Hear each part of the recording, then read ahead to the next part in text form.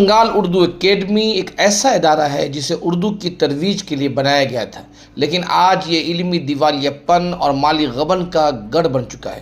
کولکاتہ کے اسٹیجوں پر علمی خدمات کے نام پر جو تماشا رچایا جا رہا ہے اس نے اب مجرمانہ حدیں پار کر لی ہیں۔ کیا یہ ادارہ اردو کی بقا کی جنگ لڑ رہا ہے یا پھر چند گران باباؤں اور خود ساختہ دانشوروں کی تجوریہ بھرنے کا ذریعہ بن چکا ہے؟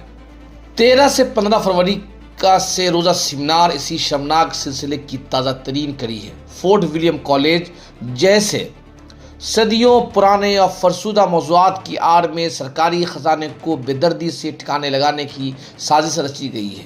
اردو اکیڈمی اب ایک پرائیویٹ لمیٹڈ کمپنی بن چکی ہے، جہاں وہی میزبان ہیں، وہی ایجنڈا طے کرتے ہیں، وہی مہمان خصوصی بن کر ایک دوسرے کی پیٹھ تھپتھپا کر لاکھوں روپے ہضم کر جاتے ہیں۔ انہیں اس سے کوئی سروکار نہیں کہ اردو اسکول دم توڑ رہے ہیں اور اساتذہ کی اسامیاں خالی ہیں۔ ان کی نظریں صرف لذیذ کھانوں، 5 اسٹار ہوٹلوں، ڈی اے ٹی اے پر جمی ہوئی ہے۔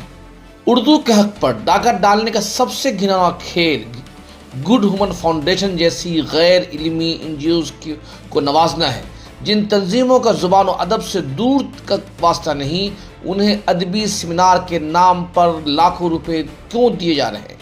یہ سراسر بندر بانٹ ہے تاکہ گران بابا اور ان کے حواریوں کو کمیشن جاری رہ سکے۔ افسوس کا مقام یہ ہے کہ حقیقی ادیب اور قلمکار معمولی گرانٹ کو ترس رہے ہیں، جبکہ ان غیر علمی دکانوں کو نوازا جا رہا ہے۔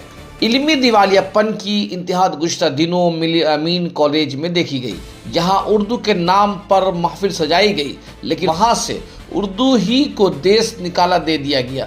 اسٹیج پر بیٹھے دانشوروں نے اردو کے بجائے انگریزی میں تقریروں کے دریا بہائے، گویا اردو اپنے ہی گھر میں پناہ گزین بن چکی ہے۔ علمی سیمینار کو سیاسی لیڈروں، بیوروکریٹس کا منچ بنا کر اسے خالص سیاسی اکھاڑا بنا دیا گیا۔ اس تمام صورتحال کا سب سے تشویشناک پہلو چیئرمین ندیم الحق کا دوہرا رویہ ہے۔ ندیم الحق صاحب دہلی میں راجیہ سبھا کے اندر تو NCPU سے فنڈ مانگتے ہیں، لیکن کولکاتہ میں ان کی اپنی ناک کے نیچے ہونے والی بندر بانٹ پر پردہ کیوں پڑا ہے؟ عوامی حلقہ سوال کر رہے ہیں کہ جو شخص مرکز سے شفافیت کا مطالبہ کرتا ہے وہ خود اکیڈمی کے گزشتہ 8 برسوں کے اخراجات کا حساب کیوں نہیں دیتا؟ اردو دوست طبقہ مطالبہ کر رہا ہے کہ جب تک ان 8 سالوں کا فورنسک آڈٹ نہیں ہو جاتا، ندیم الحق کے پاس دوستوں سے حساب مانگنے کا کوئی اخلاقی جواز نہیں۔ کیا وزیر اعلیٰ ممتا بنرجی کی آنکھوں میں دھول جھونکنے کا سلسلہ جاری رہے گا؟ کیا اردو اکیڈمی کا بجٹ صرف مخصوص ٹولوں کی عیاشیوں کے لیے وقف رہے گا؟ انصاف نیوز آن لائن کی یہ خصوصی رپورٹ ان تمام ذمہ داروں سے جواب مانگتی ہے جو اردو کی بقا کے نام پر اس کی جڑیں کاٹ رہے ہیں۔